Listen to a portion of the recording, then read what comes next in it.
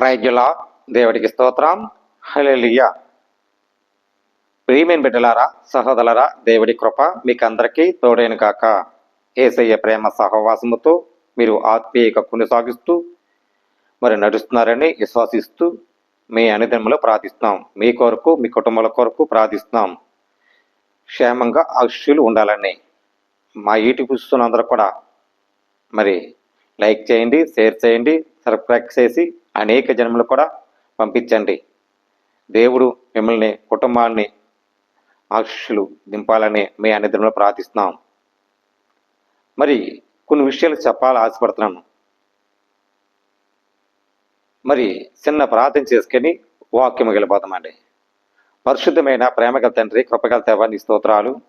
మా సహోదరులు దీవించే ప్రభా, నీ ఆశలు దీవులు మహిమలు కనపరుచుకోవండి. అనేక బిడ్డలు రక్షించండి. వాక్యముతో మాతో మాట్లాడండి ప్రభా. నీ చిత్త నెరవేర్చినట్లుగా సమస్తము ప్రభా నీ కార్యము దైత్యమని క్రీస్తు యేసు పరిశుద్ధాత్మ పెట్టములు వేడుకుంటున్నా పరమ తండ్రి, ఆమేన్. ప్రయోజకులండి, అందరికి వందనాలు. మరి ప్రాముఖ్యము మరి కొన్ని విషయాలు చెప్పాలని ఆశపడుతున్నాను. నువ్వు దేని కొరకు ప్రయాసపడుతున్నావు? మన ప్రయాసపడుతున్నాం దేని కొరకు? ఆహారం కొరకు. ఆహారము దేవుడు నీకు మంచి ఏర్పాటు చేశాడు. మరి ఆహారము అందరికి అవసరమే. ఆహారం లేనిది మనం నడవలేము, జీవించలేము.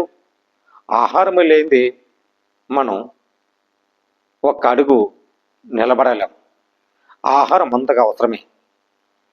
ఆనాడు దేవుడు మరి ఏదోము తోటలోనూ అక్కడున్న ఆదాము, అవ్వ ఈ విషయాలు చెప్పాలని ఆశపడుతున్నాను.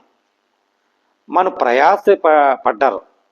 దేవుడు చెప్పింది వేరేగా, వీళ్ళు చేసేది వేరేగా. దేవుడు చెప్పింది మంచి మార్గము, వీళ్ళు చేసే పని వేరేగా. అక్కడ మరి మధ్యకి డాష్ వస్తుంది.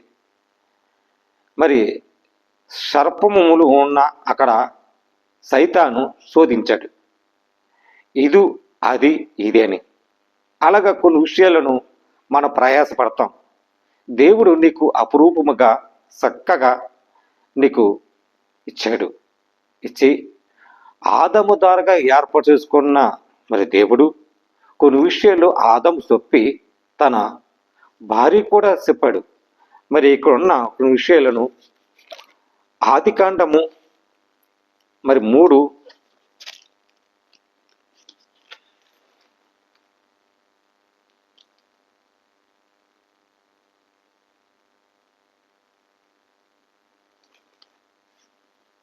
వెళ్తే అక్కడ చూడండి.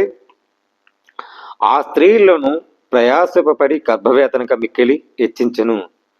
తన వేదనలకు పిల్లకు అందవు. నీ భర్త నీకు వాంఛన కలిగేసి అది నిన్ను కోయలను. ఆదాముతో నీ భార్య మాట విని తినవద్దని నేను నీకు ఆజ్ఞాపించను. అంటే దేవుడు ఆదాము చెప్పాడు, నీ భార్య మాట ఏమో వృక్షం తినాలో తినకూడదో అని. కానీ అక్కడ ఉన్న మరి ప్రయాసపడ్డది ఆహారం కోసం. మరి ఆహారం లేనిది మరి ఏదైనా కదా. దేవుడు చెప్పింది వేరే, వేరే.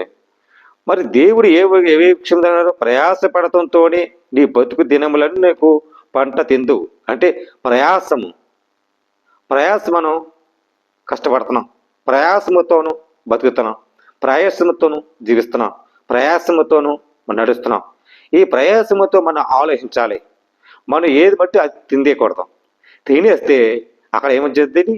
మాకు మరి జీవము నీకు మరి ఎల్ల కాలములో నేను నడిపించే కాలము దేవుడు ఏం చేస్తాడండి? తోసివేస్తాడు. అక్కడ మరి ఈ దేవుడైన యెహోవా ఆదామును అతని భార్యకు శరము సొక్కని ఎందుకు చేయించి వారి తొలగించను. అప్పుడు కూడా మరి కొన్ని విషయాలు శోధించబడ్డాయి. ఇదిమిట్లరా, మన ప్రయాస బతుకు దినములకు పంట మనకు కావాలి. కష్టపడతాము, చక్కగా చేసుకుంటాం. అప్పుడు దేవుడైన ఇదిగో చెడ్డలు ఎరిగినట్లు ఆదాముతో ఒకటి వాటం కాబట్టి ఒకవేళ చేయి సాపి జీవవృక్షముల కోటి తిండి జీవించును. ఆయన దేవుడైన యెహోవాను నేల మీద పడుదను అదిను. ఆదాము మరి అవ్వ ఏదెము తోటలో తూర్పు దిక్కున అక్కడికి ప్రయాసపడి సమస్త జనులారా నా దగ్గర అండి మీకు విశ్రాంతి కలిగ చేస్తానడు. అంటే మీరు విశ్రాంతి సమస్తం జనములారా నా యొద్దకు రండి. మరి దేవుని యొద్ద మరి ఉన్నప్పుడు ఆనాడు ఆ అవ్వ ఆదామ మరి చెప్పింది వేరు. దేవుడు తినొద్దు అంటే పండు తినేశారు. ఇక్కడేముందండి, సమస్త జన్మలారా ప్రయాసపడుతున్నాం. ఒక వంటి ఉంది, ఆ వంటి ఎడారులను మరి జీవిస్తుంది, భారమంతా తను మోస్తుంది. అలసిపోయి మరి ఆ ఒంటి ఏం చేస్తుందండి, మోకరించి వంగిని తన భారమంతా కింద దింపుతుంది. అప్పుడు దింపితే కదా మనము కూడా ఒక టైంలో భారం మోస్తాం. కుటుంబ భారం అవ్వచ్చు, ఆర్థిక భారం అవ్వచ్చు, లేకపోతే మరి కష్టంలో భారం అవ్వచ్చు, ఏదైనా మన జాబులో భారం అవ్వచ్చు, ఏదో ఒక భారం ఉంటుంది. ఆ భారము నీకు అప్పచెప్పాడు. ఆ భారములో మనం జాగ్రత్తగా దేవుణ్ణి ప్రార్థించటం. ఆనాడు అవ్వ కూడా ఆదాము కూడా చెప్పాడు, చెప్పింది వేరేగా ఉంది. మరి ఇక్కడ ఇలా ఉంది, ప్రిమిటరా, నేను మీకు విశ్రాంతి కలగజేస్తాను, నేను స్వార్థిక దీన మనసు గలవాడు కనుక మీ మీద గాడి ఎత్తుకొని నేను రేపు కొందనికి అప్పుడు మీ ప్రాణం విశ్రాంతి దొరుకును. ఆనాడు ప్రాణము కూడా అవ్వ ఆదవ్వ కూడా దుర్దం చేత ఇవ్వలేదు. మరి శాపకార్థం దేవుడెట్టాడు. మరి ఏదేమి తోటలో కూడా మరి అక్కడ తోసివ్వబట్టడం. మనము కూడా విశ్రాంతి కావాలి. సమస్యలతో వెంటాడతాం, సమస్యలతో బాధపడతాం. విశ్రాంతి లేనిది శాంతి ఎలాగొస్తుందండి? శాంతి, నీ నెమ్మదిలో శాంతి కావాలి, నీ హృదయంలో శాంతి కావాలి, నీ మైండ్లో శాంతి కావాలి, నీ కుటుంబంలో శాంతి కావాలి, నీ మనసులో శాంతి కావాలి, నువ్వు చేసే పని విషయంలో శాంతి కావాలి. శాంతి కావాలి, ఏం చేయాలి? విశ్రాంతి. ప్రయాసపడి సమస్త జన్మలారా ఇదిగో నా ఎద్దగారండి, మీకు విశ్రాంతిని కలుగజేస్తాను అని మాటకి. మరి దేనికి మనం ప్రయాసపడుతున్నాం? చాలా జాగ్రత్తగా వినాలి. అప్పుడు మీ ప్రాణమునకు విశ్రాంతి దొరుకును. ఏలనగా జుజువులకు నా భారం తెలియక గాను ఉన్నది. మనం చాలా చక్కగా వివరించాలి. చేసే విధానం బట్టి, చేసే పనులు బట్టి భారం అంతా మనం మోస్తాడు. మనము కూడా దేవుని యందు విశ్వసించి దేని కొరకు ప్రయాసపడుతున్నామో దేవుని కొరకు ప్రయాసపడాలి మనం. అప్పుడు దేవుడు మన ప్రయాసమును, మనకు విశ్రాంతి, మన తోడు ఉంటాడు. ఈ విషయం తెలుసుకోవాలి. వాక్యము ఇది నీ కొరకే, వాక్యము ప్రయాసం నీ కొరకే.